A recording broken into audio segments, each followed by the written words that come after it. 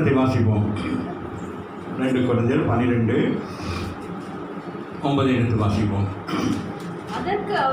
அதற்கு அவர் என் கிருபை உனக்கு போதும், பலவீனத்திலே என் பலம் பூரணமாய் விளங்கும் என்று சொன்னார். மகா இரக்கமும் கிருபை நிறைந்த நல்ல தகப்பனை, இந்த கால வேலைக்காக மக்கள் நாங்கள் நன்றி சொல்லுகிறோம். இந்த கால வேலையிலும் உங்களுடைய நாமத்தை மகிமைப்படுத்த, உங்களுடைய நாமத்தை பிரசாதப்படுத்த, உயர்த்த கர்த்தர் கொடுத்த கிருபையான நேரத்துக்கு நன்றி சொல்லுகிறோம். சாட்சி வேலையிலும் கர்த்தருடைய நாமத்தை மகிமைப்படுத்துறீங்க.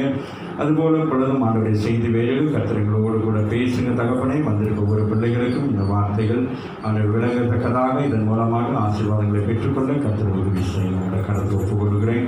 கர்த்தர் பொறுப்பெடுத்து ஆசீர்வதித்து வழி நடத்தும்படி இயேசுவின் நாமத்தினாலும் ஜெபிக்கிறோம் எங்கள் நல்ல பிதாவே. ஆமீன் ஆமீன். இங்கே நாங்கள் பார்க்கிறோம், பவுலுக்கு ஒரு பிரச்சனை ஒன்று. அந்த பிரச்சனை நிமித்தம் ஆண்டவரிடத்தில் போய் 3 முறை அவர் வேண்டுதல் செய்கிறார். அந்த பிரச்சனைன்னு எப்படியாவது எனக்கு ஒரு விடுதலை வேணும் அப்படின்னு சொல்லிட்டு, அப்போ ஆண்டவர் சொல்கிறாரு, என் கிருபை போதும் அப்படின்னு சொல்லி. இப்போ நான் கடந்தாக்க அதுதான் சொன்னேன். சில பிரச்சனைகளுக்கு ஆண்டவர் நம்மளை கொண்டே சொல்யூஷன் செய்வான். சில காரியங்களுக்கு ஆண்டவர் என்ன செய்வான், அவர் சொல்லுவார், என்னது அந்த காரியத்தை நான் முன்னின்று நான் செய்கிறேன் அப்படின்னு சொல்லி. யோசபாத்தின் நாட்களிலே நாங்கள் பார்க்குற பொழுது ஆண்டவர் சொல்கிறார், யுத்தம் என்னுடையது என்று சொல்கிறார். அதுபோல சில காரியங்களை ஆண்டவர் நம்மளுடைய வாழ்க்கையில் அனுமதித்திருந்தாலும் அந்த காரியத்தில் ஆண்டவர் என்ன செய்வார், அவர் செயல்படுவார். இன்றைக்கு சங்கீதத்தை வாசித்தது போல இதோடு கூட கர்த்தர் நின்று அவனுக்குள்ள இருந்து அந்த பயத்தை ஆண்டவர் போக்கினார். அதனால அவன் என்ன சொல்றாங்க, நீங்களும் அந்த மாதிரி சந்தோஷமாக இருக்குன்னு சொல்லி. அதுபோல இந்த கால வேளையில் முதலாவது கிருபை பெற்ற ஒரு மனுஷனை குறித்து நாங்கள் பார்க்க போகிறோம். வேதத்திலே நாங்கள் முதலாவது கிருபை பெற்ற ஒரு மனுஷனுடைய வாழ்க்கையில் அவன் ஏன் அவனுக்கு கிருபை கிடைத்தது என்று சொல்லி பார்க்க போகிறோம். என்னோட எடுத்துக்கொள்ளுங்கள், ஆதியாகமம் 6ஆம் அதிகாரத்தை எடுங்கள். நம்ம எல்லாருக்கும் தெரியும், அதிகமாக சிறு பிள்ளைகள் சண்டே கிளாஸ் இதுகளும் இன்னும் நம்ம சண்டே கிளாஸ் இன்னமும் அது அப்படியே ஓடிக்கிட்டே இருக்குங்க. சண்டே கிளாஸ் ஆரம்பித்த காலத்துலேருந்து அந்த ஒரே ஒரு காரியம் தான், நோவா பேரன்னு சொல்லிட்டு. அப்போ இன்றைக்கு நோவாவை குறித்து நாங்கள் பேச போகிறோம். இன்னைக்கு காலையில் எத்தனை பேர் வானத்தை பார்த்தீங்க? இன்னைக்கு காலையில் எத்தனை பேர் வானத்தை பார்த்து அதிசயத்தை பார்த்தீர்கள்? நோவாக்கு ஆண்டவர் சொன்ன உடன்படிக்கையை இன்னைக்கு கர்த்தர் காட்டினார். வானத்தில் அந்த வானவில் இருந்துச்சு. ரொம்ப சந்தோஷம். இன்னைக்கு நோவாவை பற்றி பேச போகிறோம். எத்தனையோ வருஷங்களுக்கு, எத்தனையோ நூற்றாண்டுகளுக்கு முன்பதாக நடந்த சம்பவத்தை இன்றைக்கு கண் முன்னாக காட்டுறாரு. அந்த ஜன்னலை பார்த்துக்கிட்டு இருக்கேன். அப்போ அங்கே அந்த வானவில், அந்த 7 வர்ணங்களோடு கூட அந்த வானவிலை பார்க்க எனக்கு ஆச்சரியப்பட்டு ஓடி போயிட்டு என்ன செஞ்சேன், ஃபோட்டோ எடுத்தேன். ஏன்னா ஆண்டவர் பண்ண உடன்படிக்கை. இன்றைக்கி அந்த நோவாவை பற்றி தானே பேச போகிறோம். ஆகவே 6ஆம் அதிகாரத்தில் 8வது வசனத்தை வாசிப்போம். நோவாவுக்கோ கிருபை கிடைத்தது. பாருங்க, அந்த வார்த்தை எப்படி வருது, நோவாவுக்கோ அப்படின்னா என்னது வந்திருக்கிற எல்லாருக்கும் யாருக்கோ கிருபை வராமின்னு சொல்லுங்க. அங்கே இருந்த அத்தனை ஜனங்களுக்குள்ளேயும் ஒரே ஒரு நீதிமானாய் காணப்படுகிற நோவாவுக்கு என்ன கிடைத்தது, கிருபை கிடைத்தது. அதுபோல உங்களுக்கு கிடைக்கிற கிருபை என்ன செய்யும், உங்கள் முழு குடும்பத்தையும் ஆசீர்வதிக்கிறதா வராமின்னு சொல்லுங்க. வாசிங்க அந்த வசனத்தை மீண்டும். கிடைத்தது. அடுத்து சொல்லுது, நோவாவின் வம்சம் வந்தார். இதை கொடுத்ததுக்கு பிறகுதான் அங்கே சொல்றாரு, நீதிமானும் உத்தமனுமாக இருந்தான். எப்படிப்பட்ட மனுஷனாக இருக்கிறான். அப்ப அந்த காலத்தை நீங்க பாத்தீங்கன்னா 6ஆம் அதிகாரத்தை பார்த்தோம், எல்லாருக்குமே தெரியும். அங்கே ஜனங்கள் என்ன செய்துட்டாங்க, பாவம் செய்து தேவனுக்கு அக்கிரமங்களை செய்து தேவனுடைய மனசுக்கு என்ன செஞ்சுட்டாங்க, வெறுப்பை ஏற்படுத்திட்டாங்க. ஆண்டவர் அவர்களை நிமித்தம் 4ஆம் வசனம் சொல்லுது, தாம் பூமியிலே மனுஷனை உண்டாக்குனதுக்காக கர்த்தர் என்ன செய்தார், மனஸ்தாபப்பட்டார். மனஸ்தாபப்படுகிற அளவுக்கு மனுஷர்கள் என்ன செய்தார்கள், வீணான வழிகளிலே பாவங்களுக்குள்ள போய் விழுந்துட்டாங்க. அப்போ ஆண்டவர் ஒரு பிளானிங் ஒன்று பண்ணுறாரு. அந்த பிளானிங்க்கு ஒரு மனுஷனை கட்ட தேடுகிறாரான்னு சொல்லுங்க. இன்னைக்கு உங்களையும் என்னையும் ஆண்டவர் அப்படி தான் நம்மளையும் என்ன செய்திருக்கிறார், தெரிந்து கொண்டிருக்கிறார். ஆகவே அங்கே நாங்கள் பார்க்குறோம், நோவா தன் காலத்தில் இருந்தவர்களுக்குள்ளே பாருங்க, அங்கே நூற்றுக்கணக்கான லட்சக்கணக்கான ஜனங்கள் இருந்திருப்பார்கள். அதில் இவன் ஒருத்தன் எப்படி இருக்கிறான்னா, நீதிமானும் உத்தமனுமாகவும் தேவனோடு சஞ்சரிக்கிறான். தேவனை பின்பற்றுகிறவனாக இருக்கிறான். தேவனோடு நெருங்கிய உறவு வைத்திருக்கிறான். ஆமீன். அந்த நடக்கிற காரியங்களை குறித்து ஆண்டவர் சொன்னவுடன் அதை விசுவாசிக்கிறான். அது மாத்திரமல்ல, அவன் ஒவ்வொரு காரியத்தையும் செய்வதற்கு அவன் என்ன செய்யறான், உண்மையாக இருக்கான். அந்த நாட்களில் ஒரு கடலே இல்லை, ஒரு ஆற்று நீர் எதையுமே காணாத பொழுது கூட அவன் என்ன செய்கிறான், ஒரு கப்பலை செய்கிறான். அவன் பெயர் என்பது ஒரு கப்பல். அப்ப எதிர்காலத்தில் என்ன நடக்கும் என்பதற்காக அவன் ஆண்டவர் சொன்ன காரியத்தை அவன் செய்கிறான். ஆமீன். அவன் மற்றது ஆண்டவரை எப்பொழுதும் தொழுது கொள்கிறவனாக இருக்கான். ஆமீன் சொல்லுங்க. அப்படி நாம் ஆமீன் தேவனுக்கு தேவனை பற்றி கொண்டு தேவனோடு உறவு வைத்து அவரோடு நடக்கிற அனுபவம் இருந்தால் தான் கர்த்தருடைய கிருபை என்ன செய்யும், நம்மோடு கூட இருக்கிற. ஆமீன் சொல்லுங்க. அது தோமனமாக ஆமீன். கர்த்தருடைய பிள்ளைகள் இந்த நாட்களிலே எப்படிப்பட்டவங்களை இருக்க வேண்டும். நாம் இப்போ வாக்குத்தத்தத்தை பெற்றுக்கொண்டிருக்கிறோம். அதனால நம்ம என்ன செய்யக்கூடாது, வாக்குத்தத்தை நம்ம கொடுத்துட்டார் அப்படின்னு இந்த வாக்குத்தத்தத்தை என்ன செய்ய வேண்டும், நம்முடைய வாழ்க்கையை நிறைவேற்றுவதற்கு நம்ம என்ன செய்ய வேண்டும், நாம் தயார்படுத்த வேண்டும். ஆமீன் சொல்லுங்க. அதுபோல் அவன் பார்க்கிறோம் அந்த நாட்களில் யோசிச்சுட்டு பாருங்க, எல்லா உலகம் மாயையில் இருக்கிற நேரம் இந்த நோவா மாத்திரம் என்ன செய்து கொண்டிருக்கிறான், தேவனோடு கூட சஞ்சரிக்கிறான்னு பாருங்க. யோசிச்சு பாருங்க. இன்றைக்கு நாம பாருங்க, என்ன ஒரு காரியமாக இருந்தால் மற்றவங்களை சாட்டிக்கும். ஏன் ஜெபிக்க, ஏன் சர்ச்சுக்கு வரலன்னா வீட்டு பிரச்சனை, யாரையாச்சும் ஒருத்தர் குற்றம் சொல்லிட்டு நம்ம என்ன செய்வோம், அதை சார்ந்து கொள்வோம். எனக்கு அதனால தான் எனக்கு வர முடியலை, இதனால தான் வர முடியலை, வேலைனால வரல, கடைனால வரல, தொழில்னால வரல, வீட்டில் அனுப்ப மாட்டேங்கிறாங்க, அப்படி நம்ம சாக்கு போட்டு சொல்லிக்கிட்டே இருக்கோம். ஆனால் அவங்க சுற்றிலும் எப்பொழுதும் பார்க்குற நேரம் அங்கே அருவறுப்புகள் தான் இருக்கிறது. எல்லாம் பாவம் செய்து மீறி கிடக்கிறாங்க, குடித்து வெறித்து விபச்சாரம் செய்து எப்படிப்பட்ட ஒரு இடத்துல, அந்த உடையான ஒரு சேற்றை போல இருக்கிற இடத்துல நோவா மாத்திரம் கர்த்தரையை நோக்கி பார்த்து கொண்டு சொல்லுங்க. இன்றைக்கு உலகம் அப்படிதான் இருக்கு. அதனால இன்னைக்கு உலகத்தில் இருக்கிற நீங்களும் நான் மிக எச்சரிக்கையாக இருக்க வேண்டும். இந்த காலமும் அதுக்கு ஒப்பனையான ஒரு காலத்தை போல காலத்தில் தான் நீங்களும் நானும் வாழ்ந்து கொண்டிருக்கிறோம். ஆகவே பார்க்கிறோம். அதே அதிகாரத்தில் 7ஆம் அதிகாரத்தை 5வது வசனத்தை வாசிங்கம்மா.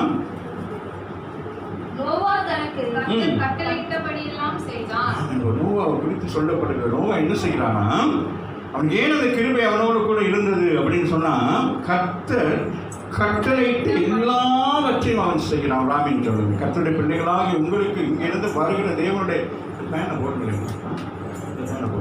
ஆமீன். அப்ப என்ன நடக்குது, ஒரு கட்டளை பிறப்பிக்கும்னு சொன்னா அந்த கட்டளை நீங்க என்ன செய்ய வேண்டும், அதை நிறைவேற்ற வேண்டும். அதை என்ன செய்ய வேண்டும், அதை ஏற்றுக்கொண்டு அதை செயல்படுத்த வேண்டும். அதான் இங்கே முக்கியமாக இருக்கிறது. பாருங்க, நோவா தனக்கு கர்த்தர் கட்டளையிட்ட படி எல்லாம், ஆமீன், கர்த்தர் என்ன சொல்லுகிறாரோ அதை என்ன செய்கிறான், அவன் செய்கிறான். ஆமீன் சொல்லுங்க.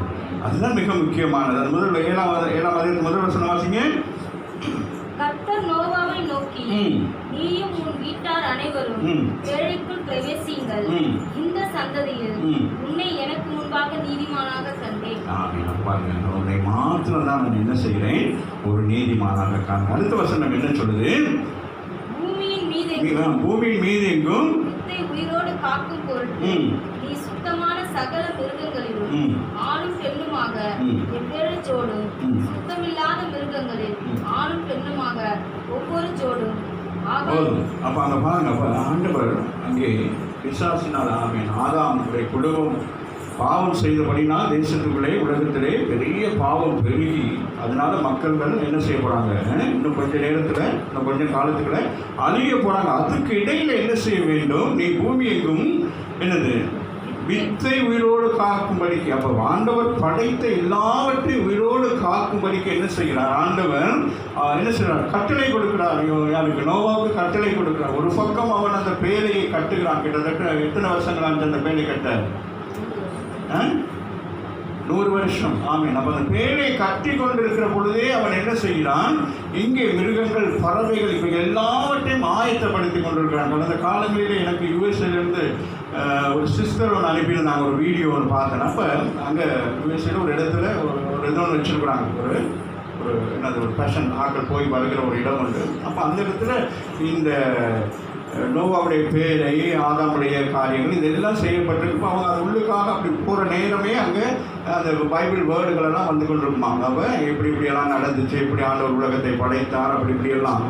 அப்போ அன்றைக்கு தான் எனக்கு தெரியும். அப்போ நம்ம இவ்வளோ காலம் நம்ம பிரசங்கம் பண்ணி கொண்டிருந்தாலும் அன்றைக்கு தான் தெரியுது. அப்போ எல்லா மிருகங்களையும் எப்படி அந்த பேரைக்குள்ளே கொண்டு போயிருப்பார் அப்படின்னா, சின்ன சின்ன மிருகமெல்லாம் என்ன செஞ்சுருக்கலாம், வேலைக்கு கொண்டு போகிறது ஈஸியாக இருக்கும். சின்னது தானே, முயல், புறா, அதுக்கெல்லாம் என்ன செய்யும், கிட்ட ஓடிடும் பூனைங்கன்னு. ஆனால் பெரிய மிருகங்கள் இருக்குது, டைனோசர் போன்ற மிருகங்கள், யானையெல்லாம் பெரிய பெரிய மிருகங்கள். அப்புறம் தான் எனக்கு தெரியும். அப்போ தான் அந்த சிஸ்டர் சொன்னாங்க, எல்லாம் அது என்னது, எல்லாம் குட்டிகளாக இருக்கிற நிலைமையை என்ன செய்யுது, பழைக்கி விற்று, அதை குட்டிகளே பழைக்கி விற்று அதுகளுக்கு உணவளித்து அதை பாதுகாத்து அவைகள் என்ன செய்யறார், குறிப்பிட்ட நேரத்தில் என்ன செய்யறார், அந்த பேரை என்ன செய்யறார், குறிப்பிட்ட நேரத்தில் என்ன செய்யறார், அந்த பேரைக்குள்ளாக அப்போ கொண்டு போகிறார். அப்போ தேவன் என்னென்ன கட்டளை கொடுத்தார், அப்போ அந்த கட்டளைகளை அவர் என்ன செய்கிறார், நிறைவேற்றுகிறார். ராமின்னு சொல்லுவோம். இன்றைக்கு நீங்களும் நானும் என்ன செய்ய வேண்டும், கர்த்தர் நமக்கு கொடுத்திருக்கிற எல்லா கட்டளைகள் நாமே ஆவிக்குரிய சபைக்கு வருகிறனால ஆவிக்குரிய நிலையில மாத்திரம் நாம் எப்பொழுதும் ஜொலித்துக் கொண்டிருக்கக்கூடாது. உலகத்தின் பிரகாரம் நம்முடைய பிள்ளைகளை வளர்ப்பதிலையும் நம்முடைய வாழ்க்கையிலையும் நம்ம எல்லாவற்றிலும் கடந்த காலங்கள் சொல்வது போல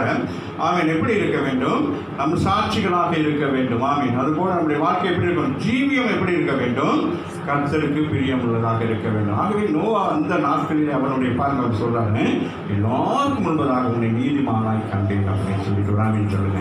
இந்த கால வேளையிலே அவருடைய வார்த்தை கேட்கிற நீங்களும் நானும் ஆமீன் அப்படி இருக்க வேண்டும். சாட்சி சொல்லணும், ஆண்டவர் சாட்சி சொல்றாரு. யோகவை பற்றி யாரும் சாட்சி சொல்றது, சொல்றாங்க. அந்த நாட்களிலே யோபு எப்படிப்பட்டவனாக இருந்திருக்கிறான், தேவனுக்கு நினைவுள்ளவனாக சொல்லி எப்பொழுதும் ஆண்டவர் அவனை நினைக்கிறபடி. பாருங்க, அவன் சொன்ன ஆண்டவர் கேட்கிற கேள்வி எப்படி, யோபுக்கு போனியா அப்படின்னு கேட்கிறாரா. அப்ப என்னது, யோபுவை ஆண்டவர் என்ன செய்கிறார், தன்னுடைய பாதுகாப்புக்குள் வைத்திருக்காராமின்னு சொன்னாங்க. இப்போ நீங்களும் நானும் கிருபை பெற்றவர்கள் என்ன அடையாளம், அவர் நம்மை பார்த்து நம்மை நடத்துகிறவராக இருக்கிறாமின்னு சொல்லுங்க. அதுதான் பவுலை குறித்து நாங்கள் பார்க்கிற பொழுது அவன் புதிய ஏற்பாட்டிலே ஆண்டவர் என்ன சொல்கிறார், உனக்கு என்னுடைய கிருபை போதும். ஆமென். என்ன செய்தாலும் என்னுடைய கிருபை உன்னை தொடரும். ராமின்னு சொல்லுங்க. நன்மையும் கிருபை என்ன செய்யும், உங்களை தொடரும் என்று சொல்கிறது போல ஆண்டவர் சொல்றார். நீ இதை குறித்து கவலைப்பட்டு இருக்காது, என்னுடைய கிருபை இருக்கு. அது போல உங்களை இந்த காலையில ஆண்டவர் பார்த்ததான் சொல்றாரு, என் கிருபை ஆமீன் இருக்கு. ஆமீன். அப்போ கிருபை பெற்றவனை குறித்து தான் இந்த காலை வேலையை நாங்கள் பார்க்கிறோம். ஆமீன். வாசிங்க 9:29 வாசிங்க மகள் ஆதியாகமம். சீக்கிரம் விடுகிறேன். நோவாவின் நாட்கள் எல்லாம் 950 வருஷம் அவன் மரித்தான். ஆமீன். அப்ப எத்தனை வயசுல, 950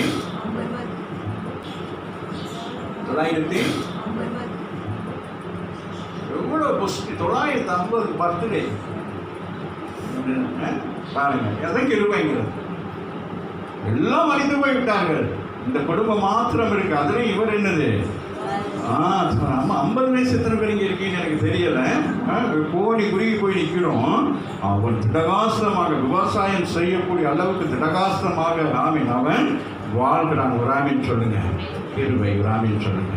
சுகத்தோடு பலத்தோடு ஆரோக்கியத்தோடு இருப்பது என்னது, கிருபை. ஆயுஷ் நாட்கள் கூட கிடைக்கிறது காரணம் என்ன, அவருடைய கிருபை தான். அத்தனை பேர் அங்கே வாழ்ந்தவர்கள் எல்லாரும் ஆமீன் மறித்து போய்விட்டார்கள்.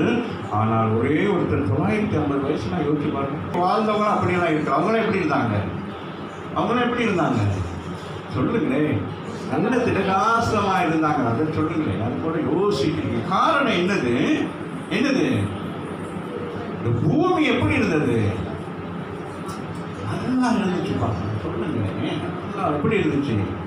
ஆமாண்ணே, எந்த ஒரு பொல்யூஷனுமே இல்லை பூமியில், எந்த ஒரு ஆமீன் நம்ம சுவாசிப்பதற்கு ஆமீன் எந்த பொருளும் கெட்டு போகாது, எந்த பொருளுமே என்னது எல்லாம் அப்படியே சுபிட்சமாக இருக்கும். அப்படிப்பட்ட ஒரு உலகத்தை தான் ஆண்டவர் உண்டாக்கினார். ராமின்னு சொல்லுங்க. இந்த பூமியை அதுதான் ஆண்டவர் உண்டாக்கி என்று சொல்றாரு. ஒவ்வொன்றையும் உண்டாக்குனார். எப்படி உண்டாக்குறாரு, எப்படி சொல்லுங்க, எப்படி உண்டாக்குறாருமா சொல்லுங்க. வாங்கி நான் பிரியாணி போட்டு நல்லா இருக்கான்னு கேட்கிறேன். நம்ம ஆண்டவர் என்ன சொல்றாரு, இது நல்லது. ஆமீன். இந்த கோவைக்காய் நல்லது, வருங்காலங்களில் சுகருக்கு நல்லது. ஆமீன். அதுபோல் ஆண்டவர் ஒவ்வொன்றையும் ரசிக்கிறார். ஒரு ரசிகனாக என்ன செய்கிறான்? நான் உண்டாக்க போகிறேன் இந்த பூமியிலே. ஆமீன். என்ன செய்கிறான்? ஒரு மனுஷனை உண்டாக்க போகிறேன். அந்த மனுஷனுக்கு தேவையான அத்தியாவசியமான எல்லாவற்றையும் ஆண்டவர் எப்படி உண்டாக்குகிறார். ஆமீன். ஒரு கல்யாணம்னா அந்த வீட்டுக்கு வேண்டிய காரியங்கள்லாம் செய்வது போல, ஒரு வீடு கட்டுறது, ஏதோ ஒரு காரியத்துக்கு ப்ரிப்பேர் பண்ற மாதிரி ஆண்டவர் என்ன செய்கிறார்? இது எல்லாவற்றையும் ஆண்டவர் என்ன செய்தார்? ப்ரிப்பேர் பண்றார். ஒரு ஆமீன். எல்லாம் நல்லது. ஆதாமுக்கு ஏற்ற அந்த ஏதேன் தோட்டம் அவ்வளவு அழகா இருக்கு. ஒன்றுக்கு எத்தனை ஆறுகள் இருந்துச்சு? எத்தனை ஆறு இருந்துச்சு? மூணா நாலா? 4 ஆறு இருந்துச்சு போல. போய் பாருங்க, தெரியாது. அப்போ பாருங்க, அது அப்படி கனிவர்க்கங்கள் என்ன பல வருஷம் எப்படி இருந்திருக்கும் யோசிச்சு பாருங்க. போல அழகான ஒரு கார்டனை ஏற்படுத்தி அவனை அவ்வளோ அழகாக வைத்திருந்தார். அவ்வளோவும் கிருபையை இழந்து கொண்டார். ஆமாம். சில நேரங்களில் நமக்கு சும்மா எதுவும் கிடைச்சிச்சுன்னா நம்ம என்ன செஞ்சுருவோம்? அதை இழந்து போயிடுவோம். நமக்கு கொஞ்சம் கண்டித்து கஷ்டப்பட்டு உழைச்சி அப்படி வர்ற பணம் தான் நமக்கு சேகரிக்க முடியுமே தவிர, சும்மா யாராச்சும் நமக்கு மாதம் ஒரு 10,000 கொடுத்துட்டு தான் என்ன செய்வோம்? வேண்டியதெல்லாம் வாங்கி நம்ம என்ன செய்வோம்? செலவு பண்ணுவோம். ஆனால் கஷ்டப்பட்டு வேலை செஞ்சோம்னா என்ன செய்வோம்? இப்போ நேற்று ஒரு ப்ரோக்ராமில் ஒருத்தர் சொல்கிறாரு, அவங்க மகன் சொல்கிறான், அப்பா என்ன கண்டுக்கிறவே மாட்டேங்கிறாங்க, அவங்க பேச கூட மாட்டேங்கிறான் அப்படி இப்படின்னு சொல்கிறப்ப அவங்க அப்பா சொல்கிறார், உன்னை படிக்க வைக்க, உன்னை இந்த காலேஜில் சேர்க்க, உன்னுடைய எதிர்காலங்கள் நல்லா வரணுங்கிறதுக்காக நான் மத்திய கிழக்கு நாடுகளில் போய் இரவு பகலாக எல்லா வேலைகளும் செய்யக்கூடாது, அத்தனை வேலையும் நான் செய்தேன் அப்படின்னு சொல்லி. அவருக்கு தெரியுது என்னது இந்த பணம் எவ்வளோ வெளிப்படானது. அப்போ இன்றைக்கு பிள்ளைகளுக்கு என்ன தெரியல, அந்த வெளிவல் தெரிய மாட்டேங்குது. ஆமீன். இன்றைக்கு பிள்ளைகளுக்கு ஆமீன் கேட்டோன்னா அம்மா அப்பாவும் என்ன செஞ்சிடறாங்க? வாங்கி கொடுத்துட்றாங்க. உலகம் அப்படி தான் இருக்கிறது. ஆகவே பிள்ளைகள் சொன்னால் ரொம்ப கவனமாக இருக்க வேண்டும். எல்லா சீரியலும் இன்னைக்கு டிவியில் இருக்கிறோம். அப்படியே உலகம் மாயான உலகமாக இருக்கிறது. ஆகவே ஆமீன். அவன் பாருங்கள், ஆயுஷ் நாளுக்கு எப்படி இருந்ததா? 950 வருஷம் எப்படி இருக்கிறான்? பிரகாசமாக இருக்கிறான் என்று சொல்லி பார்க்கிறோம். அதுபோல நம்முடைய வாழ்க்கையிலே ஆண்டவர் அவரை சார்ந்து இருக்க வேண்டும். ஆமீன் சொல்லுங்க. அவரை பின்பற்றி அவரோடு நெருங்கின உறவு இருக்க வேண்டும். இந்த காலகட்டத்தில் இந்த உலகம் அப்படிப்பட்ட ஒரு உலகத்தில் இன்றைக்கு வாழ்ந்து கொண்டிருக்கிறோம். ஆமீன். இந்த கொஞ்ச காலத்தில் பாருங்க, ஜெபிப்பதற்கு முடியலை, வேத வாசிக்க முடியலை, சபைக்கு போக முடியலை. அப்போ ஒரு எப்படிப்பட்ட காலம்? அந்த நோவின் காலத்தை போல ஒரு காலத்துக்குள்ளாக தான் நாங்கள் இருக்கிறோம். ஆமீன். எல்லாம் பார்த்தோம்னா அந்த மீடியாக்களெல்லாம் பார்த்தோம்னா அவ்வளோ தவறான காரியங்கள் அநேகம் போய் கொண்டிருக்கிறப்ப ரொம்ப கவனமாக தான் இருக்கணும். ஆமீன். எந்த சேனலை போட்டாலும் எல்லாம் ஒரு சேனலில், ஒரு நல்ல ஒரு சேனலில் நீங்கள் பார்த்து கொண்டு இருந்தால் கூட அந்த சேனலுக்குள்ள வருகிற விளம்பரங்கள் பயங்கரமாக இருக்குது. யூடியூப் பார்க்குறீங்க, யூடியூப்பில் ஒரு ப்ரோக்ராம் பார்க்குறீங்க, ஒரு பக்தி பாட்டு, ஒரு கிறிஸ்தவ பாட்டு தான் பார்க்குறீங்கனாலும் அதுக்குள்ள வருகிற ஆடு, அதுக்குள்ள வருகிற சில தவறெல்லாம் எவ்வளோ அப்போ எங்கெல்லாம் என்ன செய்யுது? ஆமீன். ஆமீன். இந்த தவறான காரியங்கள் வருது, அதே நேரம் வருது, அப்படியே வருது. யூடியூப்பில் பார்த்துட்டு இருக்கிறோம், டக்குன்னு அழகான ட்ரெஸ்ஸெல்லாம் வருது. அந்த ட்ரெஸ்ஸை பார்த்தோன்னா பிள்ளைகள் என்ன செய்யுதுங்க? டக்குன்னு அமைக்கு எனக்கு ஆன்லைனில் புக் பண்ணிடுதுங்க. ஆமீன். அப்போ அம்மா அப்பா படுற கஷ்டம் தெரியாது. அது என்ன செய்யுது? அந்த மாதிரி இன்னைக்கு என்னது? எல்லாம் வீட்டுக்கு வருதுன்னு சொல்லிட்டு என்ன செய்கிறோம்? எல்லாம் என்னது? நெட் மூலமாக எல்லாம் இன்னைக்கு வீட்டுக்குள்ள வருது. ஆமீன். அப்போ எது நமக்கு வேணும், எது வேணாங்கிறது ஆமீன் நம்ம தான் அந்த காலத்தில் அறிந்து கொள்ள வேண்டும். ஒரு சில காரியத்தை சொல்லி நான் முடிக்கிறேன். எடுத்துக் கொள்ளுங்கள். என்னோடு கூட எபிரேயர் 11ஆம் அதிகாரத்தில் 7ஆம் வசனத்தை எடுத்து வாசிப்போம்.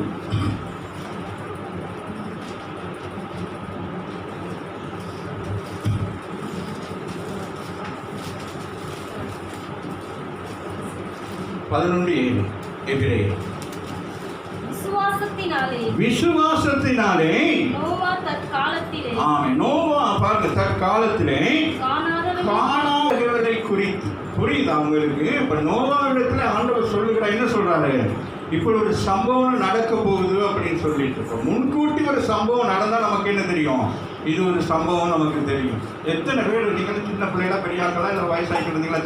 இந்த சுனாமி காலத்துல எத்தனை பேருக்கு தெரியும் சுனாமியை பற்றி? யாருக்குமே தெரியாது இல்லையா? சுனாமி வரப்போகுதுன்னு நமக்கு தெரியாது. வந்தோம் நமக்கு இல்லை. அந்த நேரம் எல்லாருமே என்ன செஞ்சாங்க? கடலுக்கெல்லாம் ஓடி போய் பார்த்தாங்க, கடல் உள்வாங்கி இருக்கு அப்படின்னு சொல்லிட்டு. அப்படி உள்வாங்கி இருக்குன்னு போய் கடலை பார்க்க போனவங்க தான் என்ன நடந்தது? என்னது சுனாமி அப்படியே வந்து வேதம் சொல்லுகிறபடி வாரிக்கொண்டு போனது. வேதம் சொல்லுகிறது வாரிக்கொண்டு போகணும். அதுபோல ஜனங்களை அப்போ அதுபோல இங்கே ஒரு முட்டாள்தனமான ஒரு காரியத்தை போல இருக்கு. இன்னைக்கு நீங்களும் நானும் சபைக்குள்ள இருந்து ஆண்டவரை ஆராதிக்கிறது உலகத்தில் இருக்கிறவங்களுக்கு முட்டாள் காரியம் போல தோணுது. அதுபோல அன்றைக்கு நோவாவுக்கு என்ன செய்யப்படுகிறது? இப்போ நோவாவை சுற்றி இருக்கிற ஜனங்கள்லாம் எப்படி இருக்கிறாங்க? ரொம்ப ஐபையா வாழ்ந்துகிட்டு இருக்கிறாங்க. நோவா மாத்திரம் என்ன செஞ்சுட்டு இருக்கிறாரு? நோவா மட்டும் என்ன செஞ்சுக்கிறாரு? டொப்புன்னு அடிச்சுட்டு இருக்காரு. சுற்றி எப்படி இருக்கும்? என்னமோ செஞ்சுட்டு கிடக்கிறாரு அப்படின்னு சொல்லி வாசிக்க அந்த வசனம். விசுவாசத்தினாலே நோவா தற்காலத்திலே காணாதவைகள் என்ன நடக்க போகுது அப்படின்னு ஒன்று தெரியாமலே, ஒரு பிம்பம் ஒன்றுமே தெரியாமலே என்ன செய்கிறான்? தேவனுடைய எச்சரிப்பை பெற்று பயபக்தி ஆண்டவருடைய எச்சரிக்கையோட என்ன நடக்குது? நோவா என்ன செய்யறாரு? பயபக்திக்குள்ளாக தன் குடும்பத்தை கொண்டு வருகிறான்னு சொல்லுங்க. அப்போ இங்கே உங்களுக்கு எச்சரிப்பான சத்தம் வருகிற பொழுது யாருக்கோ எவருக்கோ அவங்களுக்கு இவங்களுக்கு நம்ம நினைக்கூடாதுன்னு நமக்கும் நம்மளுடைய பிள்ளைகளுக்கு தான் ஆண்டவர் பேசுகிறார் ராமின்னு சொல்லுவோம். இப்போ நம்ம நினைப்போம் அந்த குடும்பம் அந்த பிள்ளைகளுக்கு தான் ஷார்ட் கொடுத்தாரு, சூப்பராக இருந்துச்சுன்னு. அப்படி இல்லை. ஆமேன்னு அது எந்த பக்கம் பிறண்டு வரும்னு தெரியாது ராமின்னு சொல்லுங்க. அந்த மாதிரி தான் இருக்கும். அது போல இங்கே பார்க்குறோம். விசுவாசத்தினாலே நோவா தற்காலத்திலே காணாதவைகளை குறித்து தேவ எச்சரிப்பு ஆண்டவர் சொல்லுகிறார். இந்த பூமியை அழிக்க போகிறேன் அப்படின்ட்டு. அழிப்புனா அழிக்க போறான்னா என்னன்னே தெரியாது, அழிவுனா என்னன்னே தெரியாது. இந்த காயினும் அவருடைய சகோதரன் யாரு? அப்ப அவங்களுக்கு என்ன தெரியாது? அடிச்சு விழுந்தா செத்து போவாங்கிற ஒரு சப்ஜெக்டே தெரியாது. ஆதாமுக்கு அது யாரு? ஏவாளுக்கு இந்த கனியை சாப்பிட்ட அப்படின்னா நடக்குங்கிறது தெரியாது. யார் ஆலோசனை கொடுக்க? ஒருத்தர் ரெண்டு பேர் தான். இன்னைக்கு நமக்கு ஆலோசனை கொடுக்க எவ்வளவோ பேர் இருக்கிறாங்க. ஒரு வீடு வாங்குறதா இருந்தால் கூட 4 பேர்கிட்ட கேட்கணும், அங்கே ஃபோன் அடிச்சு கேட்கணும், இங்கே அடிச்சாங்க. அப்போ அன்னைக்கு அவங்க 2 பேர் தான் நிற்கிறாங்க. அந்த 2 பேர் நிற்கவும் தான் அவனுக்கு சரியாக சாதகமாக போயிட்டு வராமன்னு சொல்லுங்க. அப்போ 2 பேரையும் குழப்பி முதலாவது யாரை குழப்பினா? சிஸ்டர்மார் குழம்பாமல் இருந்தீங்கன்னா வீடுகளில் ஒரு பிரச்சனை இருக்காது ராமின்னு சொல்லுங்க. சிஸ்டர்மார்கிட்ட தான் என்ன செய்வாங்க? என்னது உடுப்பெல்லாம் துவைக்க ஏன் கையெல்லாம் இப்படி வச்சிருக்கீங்க, உடுப்பு துவைக்க அந்த மெஷினை வாங்க, மாதம் லீவ் கட்டலாம் அப்படின்னு சொல்லி புதுசாக பார்த்துட்டு இருக்கிறதுலே இன்னுமா டிவு கடைசி டிவு கட்டி கிடக்க வேண்டியதான். டிவா கட்டி கிடக்க வேண்டியதா. அதுபோல் இங்கே வாசிக்கிறோம். விசுவாசத்தினாலே நோவா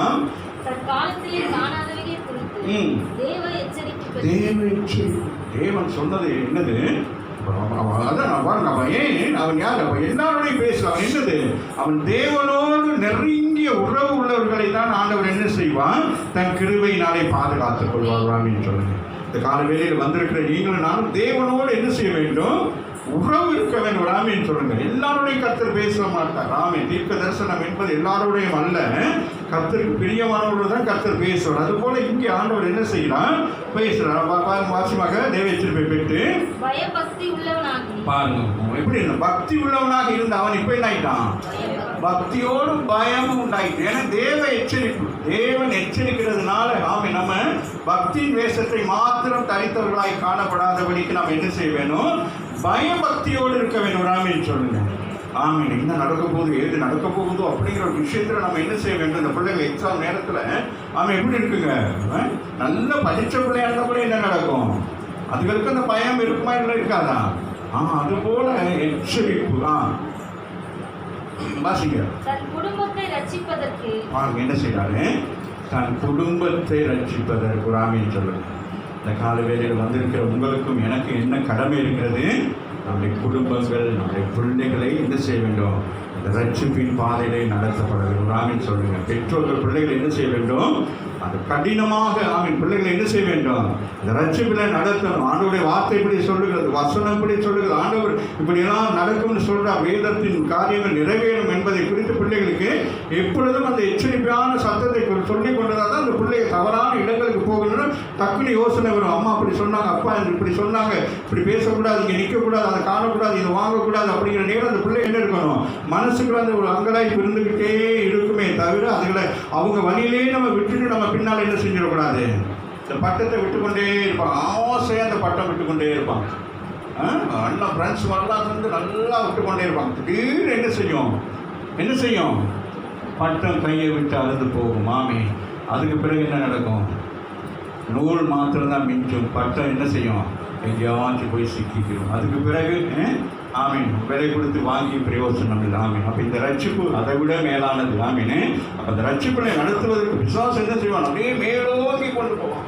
அப்படியே நமக்கு கண்ணுக்கு தெரியாத அளவுக்கு அப்படி போகும். சில நேரம் அந்த கார்களெல்லாம் ஓடிட்டு போகிற நேரம் அப்படி ஹைவே பார்த்துன்னு ஃப்ரீயாக இருக்கிற என்ன செய்வாங்க? அடிச்சு பிடிச்சிட்டு போவாங்க. ஆமே போயிட்டு அதை என்ன செய்யும்? 4 வீலும் தடகளா கிடக்கும். ராமின்னு சொல்லுங்க. அந்த மாதிரியான உலகத்தில் இருக்கிற வாசிகமாக முடிக்கலாம். தேவ எச்சரிப்பு பெற்று பயபக்தி உள்ளவனாகி தன் குடும்பத்தை ரட்சிப்பதற்கு தன் குடும்பத்தை ரட்சிப்பதற்கு வேலையை உண்டு பண்ணினான். கரங்களை தட்டி தேவனை மேம்படுத்துங்க. தன் குடும்பத்தை பாதுகாப்பதற்கு முதல் தன் குடும்பம் உடாமைன்னு சொல்லுங்க. முதல் நானும் என் வீட்டாரும் கர்த்தரை செவிக்கணும். அதுக்கு பிறகுதான் மற்றவங்களுக்கு. ஆமீன். அதுபோல அவன் என்ன செய்யலாம்? ஆண்டவர் சொன்ன எச்சரிப்பில் என்ன செய்யணும்? என் மகன்மார்கள் எல்லாம் காப்பாற்றப்பட வேண்டும். உடாமைன்னு சொல்லுங்க. என் மருமகள் மார்கள் என்ன செய்ய வேண்டும்?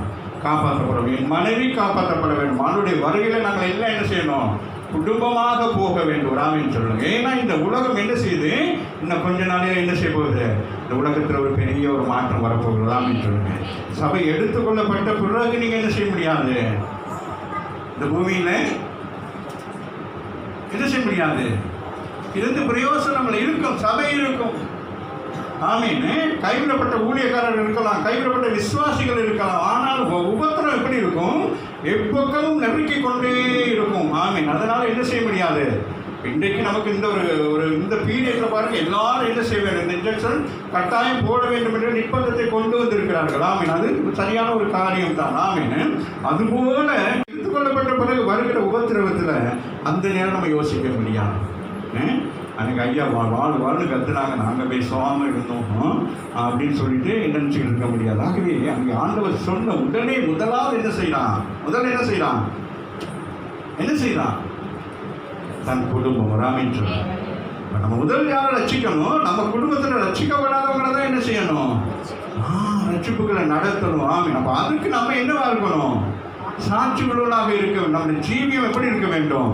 பைபிளை கொடுத்து ஜெபம் பண்ணுகிறதுனால அல்ல, நம்முடைய ஜீவியத்தை பார்த்து ஒருவர் ரட்சிக்கப்பட வேண்டும். ஆமீன். முதல் நம்ம என்ன செய்ய வேண்டும்? நம் குடும்பம் ரட்சிக்கப்பட வேண்டும். 2வது நம்முடைய சுற்றில் இருக்கிற ஜனங்கள் ரட்சிக்கப்பட வேண்டும். ஆமீன் சொல்லுங்க. ஆகவே தான் நம்ம என்ன செய்கிறாங்க? தன் குடும்பத்துக்கு மாத்திரம் ஒரு பேழையை செய்வோம் என்று சொல்லி ஒரு சிறிய பேழையை அவன் செய்யவில்லை. ஆமீன். எல்லா ஜனங்களும் எப்படியாவது மீட்கப்பட வேண்டும் என்று சொல்லி ஆமீன் பல நூற்றுக்கணக்கான பேர் வசிக்கக்கூடிய ஒரு பெரிய ஒரு பேழையை செய்தான். ஆமீன் சொல்லுங்க. உங்களுக்கும் எனக்கும் அப்படி ஒரு எண்ணம் இருக்கணும். ஆமீன். சபை கட்டுவதற்கு, ஆமீன் சபையின் காரியங்களை செய்வதற்கு பாருங்களேன். அப்போ காலம் நெருக்கடியான காலம். இன்னைக்கு சபைகளெல்லாம் எப்படி இருக்கிறது? பேழைகள் எப்படி இருக்கிறது? மூடப்பட்டு கிடக்கிறது. ராமின்னு அப்போ என்ன செய்யணும்? பேழைகள் திறக்கப்பட வேண்டும். ராமின்னு சொல்லுங்க. வாசிக்க முடிச்சிருவோம். தன் குடும்பத்தை ரட்சிப்பதற்கு பேழையை உண்டு பண்ணினான். அதனாலே அவன் உலகம் ஆக்கினைக்குள்ளானதென்று தீர்த்து விசுவாசத்தில் உண்டாகும் நீதிக்கு சுதந்திரவாளியானான். அவன் நீதிக்கு சுதந்திரவாளியானான். ஆண்டவர் சொன்ன வார்த்தை அவன் என்ன செய்தான்? அதன் படி நடத்தினான். ராமின்னு சொல்லுங்க. அது மிக முக்கியமானது. ஆமீன். அவன் என்ன செய்தான்? ஆண்டவர் சொன்ன வார்த்தையை கேட்டு பாருங்க, நீதிக்கு அவன் என்ன செய்தான்? சுதந்திரவாளியான. ஆமீன். அப்போ ஆண்டவர் சொன்னபடி என்ன நடந்தது? அந்த காலம் வந்த பொழுது என்ன நடந்தது? முழு ஜனங்களும் என்ன செய்யப்பட்டார்கள்? அந்த வெள்ளத்தினாலே அடிக்கப்பட்டு என்ன செஞ்சாங்க? எல்லாம் அழிஞ்சு போயிட்டாங்க. ஆமீன். இது பேரை மாத்திரம், இந்த 8 பேர் மாத்திரம் மீட்கப்பட்டார்கள். ஆமீன். அல்லேலூயா. எழுங்க. 2 பேதுரு 2:5 வாசிக்கும் மகள்.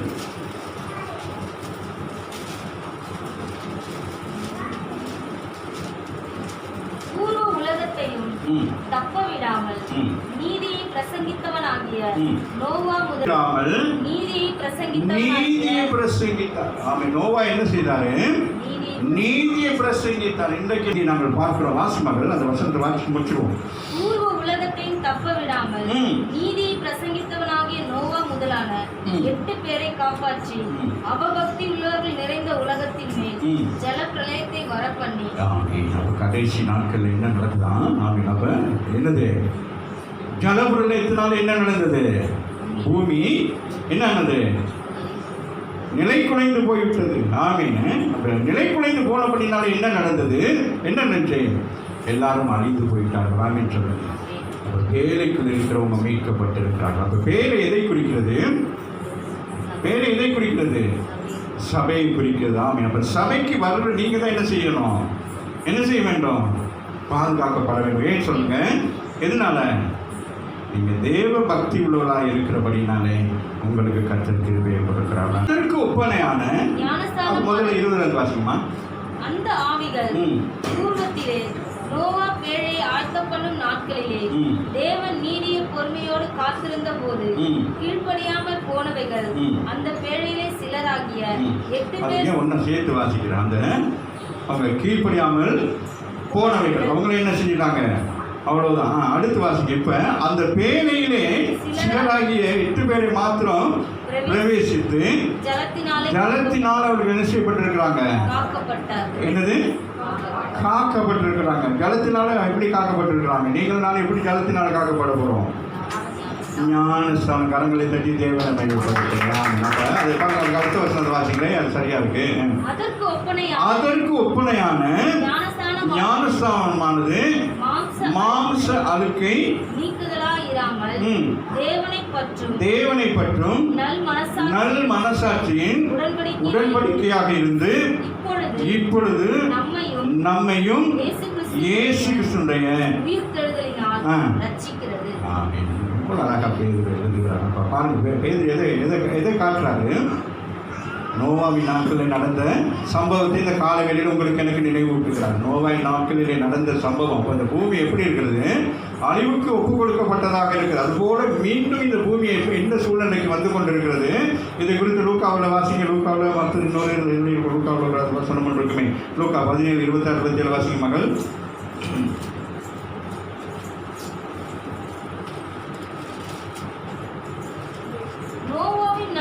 நடந்தது போல மனுஷகுமாரனுடைய நாட்களிலும் நடக்கும்.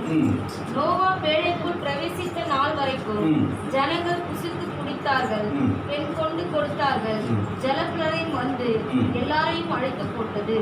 அதுபோல நடக்கும். அப்ப என்ன நடக்கும்? என்ன அங்க இயேசு என்ன சொல்றார்? வாசிமாக நோவாவின் நாட்களில் நடந்தது போல மனுஷகுமாரனுடைய நாட்களிலும் நடக்கும். நோவா பேழைக்குள் பிரவேசித்த நாள் வரைக்கும் ஜனங்கள் புசித்து குடித்தார்கள். இதான் சொல்றாரு. அப்ப நோவாவின் நாட்கள் நடந்தது என்னது? ஜல பிரளயத்தினால் என்ன நடந்தது? இந்த பூமி அழிக்கப்பட்டது. ஆனால் இனி ஜலப்பிரளயத்தினால் அல்ல, அந்த காலகட்டத்தில் எப்படி ஜனங்கள் குடித்து வெறித்து பாவம் செய்தார்களோ இவைகள் எல்லாம் வருகிற பொழுது நமக்கு தெரிய வேண்டும். இந்த பூமியில ஒரு சம்பவம் ஒன்று நடக்க போகுது. ராமின் சொல்லுங்கள். எப்படி பேரை ஆமீன் அங்கே என்னது? அந்த ஜலப்பிரளயத்தின் நேரத்தில் எனக்கு பேரை எப்படி ஆமீன் காப்பாற்றப்பட்டு அந்த ஜனங்கள் 8 பேர் காப்பாற்றப்பட்டது போல இந்த சபைக்குள் இருக்கிற நாம என்ன செய்யப்படுவோம்? காப்பாற்றப்படுவோம். சபைக்கு வராத பேர் காப்பாற்றப்பட்டது போல இந்த சபைக்குள் இருக்கிற நாம என்ன செய்யப்படுவோம்? காப்பாற்றப்படுவோம். சபைக்கு வராத ஜனங்கள் என்ன செய்வார்கள்? சபைக்கு வந்து ஞானஸ்தானம் பெறாமல் இருந்தால் என்ன செய்ய முடியாது?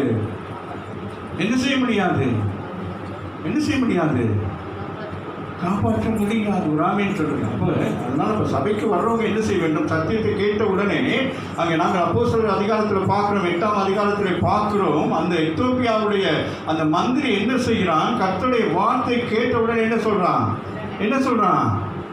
அவன் என்ன சொல்றான்? வார்த்தை கேட்ட உடனே பிலிப்பு வார்த்தை சொன்ன உடனே அவன் என்ன சொல்றான்? தண்ணீர் இருக்கிறது, ஞானஸ்தானம் பண்ணுவதற்கு தடை ஏது விடாமேன்னு சொல்லுங்க. அப்போ இன்றைக்கி தண்ணீர் இருக்கிறது, ஆனால் நமக்கு மனசு தான் இல்லை. ஞானஸ்தானம் பெற்று சபைக்குள்ளே வரணும்னு சொல்லி வருவோம், வந்து போவோம், அப்படியே இருக்கிறோமே தவிர ஆனால் அன்றைக்கு அது ஒப்பனை பாருங்க. அது ஒப்பனையாக ஞானஸ்தானமானது. அப்போ ஞானஸ்தானமானது எது? நம்மை பாதுகாக்கிறது. அப்போ ஞானஸ்தானம் எதை குறிக்கிறது? நமக்கு ஆண்டவர் கொடுக்கிறது என்னது? ரட்சிப்பின் அடையாளம். அது என்ன அடையாளம்? கிருபை. ஆமென். நீங்கள் என்ன செய்யப்பட்டிருக்கீங்க?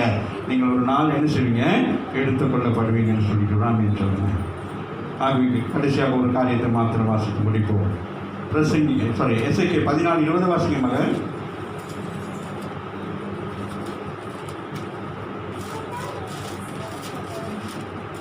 எசேக்கியேல் 14:20. தானியேலும் யோபும் அதன் நடுவில் இருந்தாலும் அவர்கள் தங்கள் நீதியினால் தங்கள் ஆத்துமாக்களை மாத்திரம் தப்பிவிப்பார்களே அல்லாமல் குமாரனை ஆகிலும் புரியுதா புரியுதா என்ன சொல்லுதுன்னு? இப்போ நீங்கள் சபைக்கு வாரீங்க, நீங்கள் சபைக்கு வருகிறதுனால ஆமீன் நீங்கள் என்ன பார்க்கப்படுறீங்க? தேவ பக்தி உள்ள நீதிமானாக இருக்கிறீங்க. அதே வேளையில் நீங்கள் சபைக்கு வந்து ஆண்டவரை ஏற்றுக்கொண்டு ஆமீன் ஆண்டவருடைய பிள்ளைகளாக இருக்கிறது நிமித்தம் உங்கள் குடும்பங்களில் ரட்சிக்கப்படாத ஒருவர் என்ன செய்ய முடியாது? தேவனிடத்தில் வர முடியாது. ஆமீன் சொல்லுங்க. இதுதான் அங்கே எசேக்கியேல் சொல்கிறாங்க. வாசிங்க பாருங்கள். எத்தனையோ பேருக்கு ஆண்டவர் எசேக்கியேல் மூலம் யார் யாரை குறிப்பிட்றாரு? நோவா. ஆமீன். அந்த நாட்களில் எப்படிப்பட்ட நாட்கள்? அந்த பயங்கரமான காலத்தில் நோவா நீதிமானாய் காணப்பட்டான். நோவா, தானியேல். ஆமீன். தானியேல் எப்படிப்பட்டவன்? அந்நிய தேசத்திலே போய் அடிமையாக இருந்த தானியேல் தேவ பக்தி உள்ளனாகவே வளர்கிறான். தானியேல்.